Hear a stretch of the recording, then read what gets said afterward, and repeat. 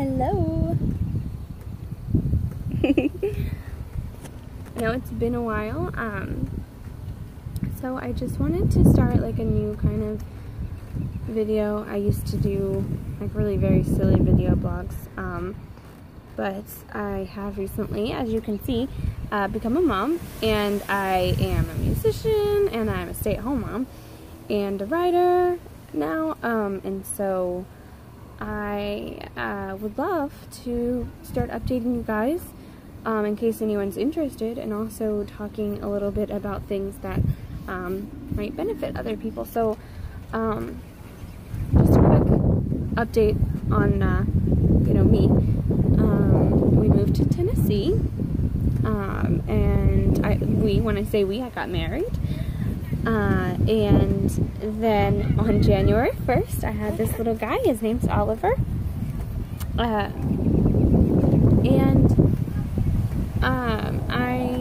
had been doing my solo music, like as you guys know, but I recently, I guess a year ago, started a band instead. We're called Panda Forces.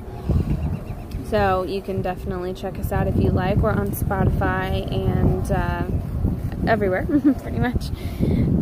So I've been doing that. The music style is a little different. And in terms of writing, I've just done like some ghostwriting, basically just some freelance ghostwriting pieces. Not a lot, but I am still working on my own stuff. I'm working on a poetry book, and I'm working on my second novel. The first one has not been published, but not because I have tried. That sounded weird. I haven't tried to submit it, and that is something that I will do eventually. My heart was just kind of in this new place. The first one was a YA, and it was a fantasy, and this new one is like a dystopian. It's definitely adult, much darker. So I've kind of been in that space lately. So I'm definitely not a big shot at anything, but this is how I spend my time now, and so I hope to communicate with you guys what you need to hear or just want to hear. So today I went to get my taxes done, and thinking, oh, I bought a house last year. We probably didn't earn that much money, I thought. I didn't even look at our W-2s or anything. I felt poor all year, and I thought, okay, I should get a little bit of money back. I am planning to go to yoga teacher training in a few months, and so I was really excited to maybe just get a little bit of money that I was gonna top off my savings for that, and start those classes soon. Unfortunately, okay, you have something to say with your butt? Unfortunately, when we went there, found out we're actually gonna owe $1,300. I don't even know how this happened. Apparently we get literally nothing for buying the house, because we bought it towards the end of the year, which was a horrible, just exhausting experience, because of the lenders that we used. I wanted to switch so bad, but my due date was December 27th, and we ended up closing on the house, I think, December 22nd, and not being allowed to move in until December 28th. So, imagine moving into a house the day after you were due to have a baby. So, yeah, very stressful. And then to find out that now I owe $1,300, it's just been, it sucks. For me, I have a lot going on, both mentally and physically, that I hope to share more with you eventually. I wish that I could give you like I have this wrong with me, but I don't, because the therapists and psychiatrists that I've seen over the years, they weren't really into diagnosing, so they just really treated So I don't actually have a diagnosis. I know that it is wider than the scope of just depression. I'm not always depressed. But sometimes. And so there's also a huge anxiety component. But today I will talk about the depression side of it, because that's obviously what got triggered when I heard you owe $1,300. Anxiety too, because where am I going to get $1,300 as a stay-at-home mom? Like, yes, I do babysit another kid sometimes, but I don't have $1,300 from it, and the money I do have was supposed to go towards my school, so I have to give that up now. It just sucked.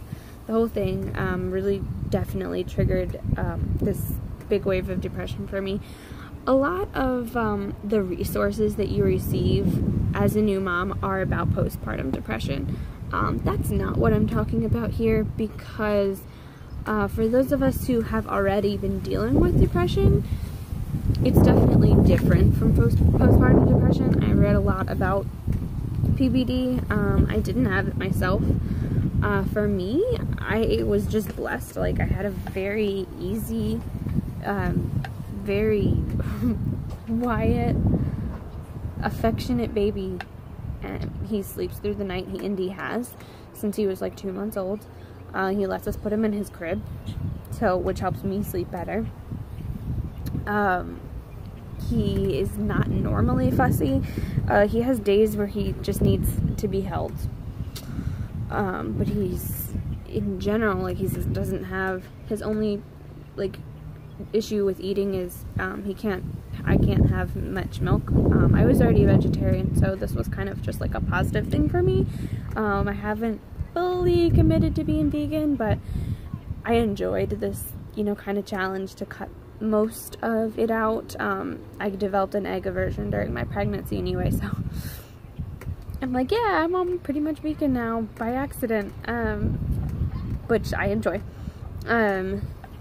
But yeah, so I've been blessed with a very, very easy to handle baby. I'm so thankful for that, and I didn't have any kind of postpartum depression. I just felt like this baby was what I had been always waiting for. He's just like, it's just fallen right into place. Like, this being a mom, especially a stay-at-home mom, and having this little guy, like, was always in me. It was always gonna happen, and it's just like finally coming home.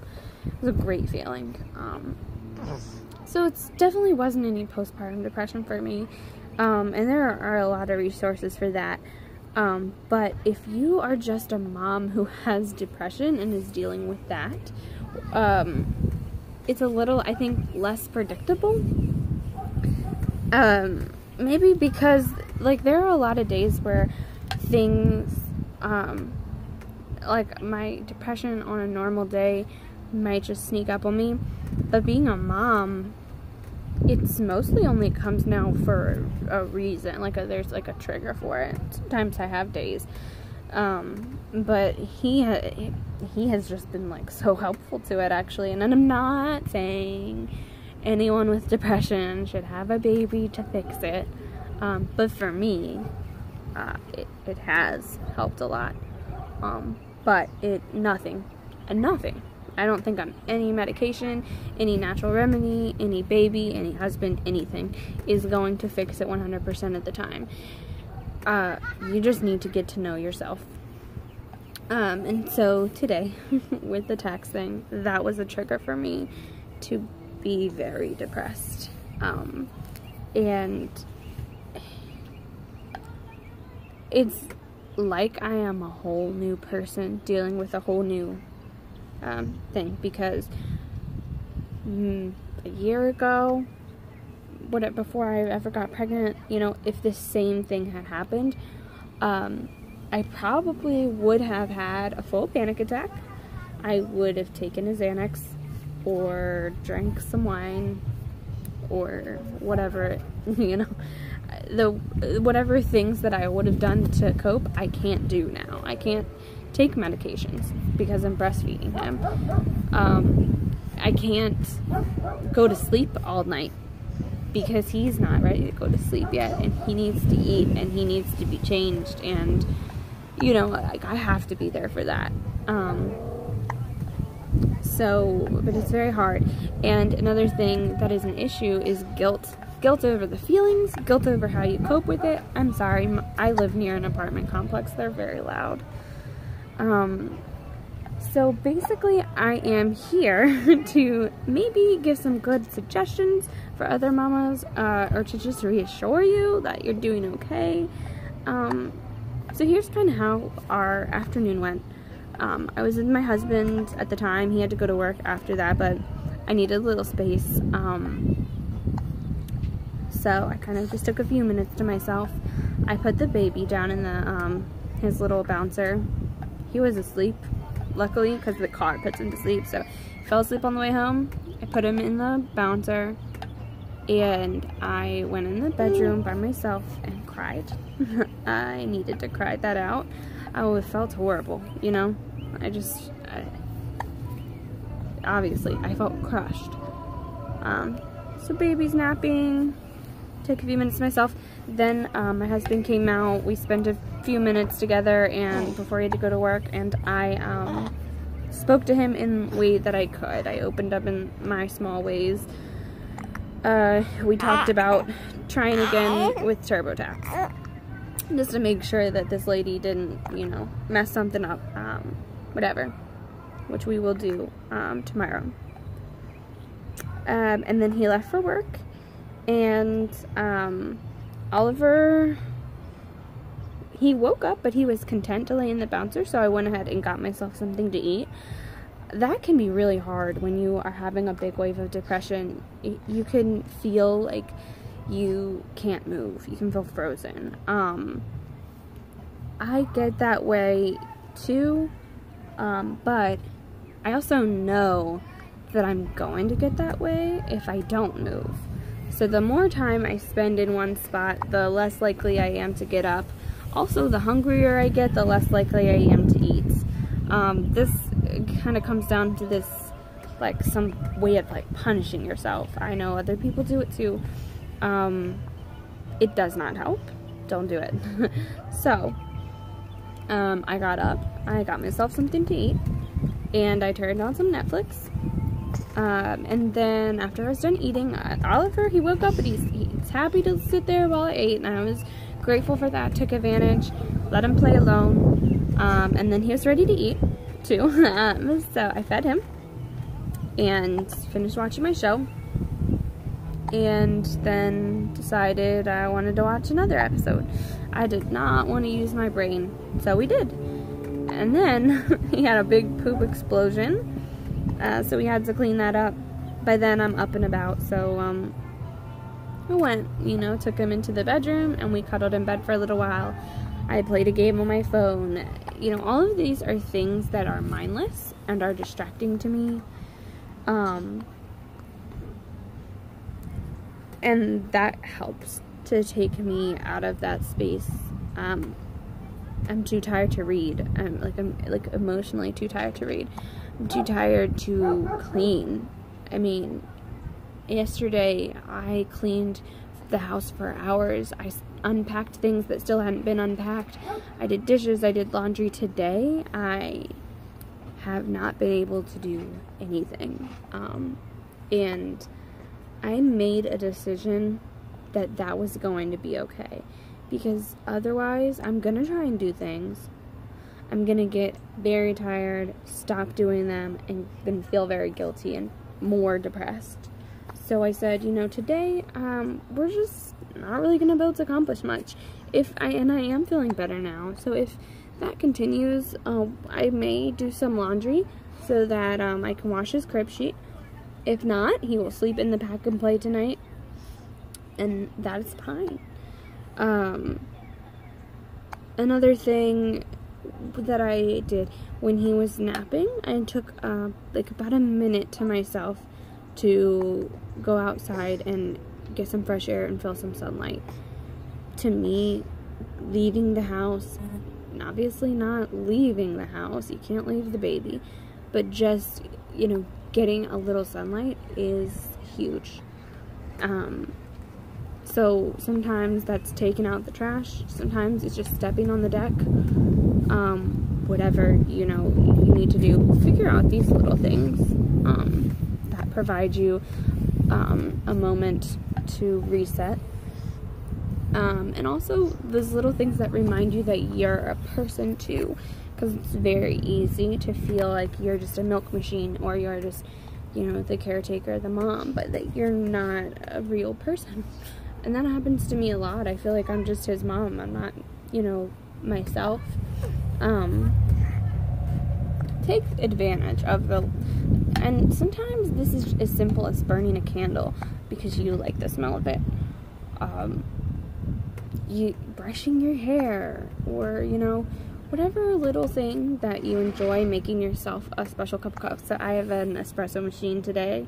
I hadn't used it in so long. I made myself just this really great latte, and I was so excited.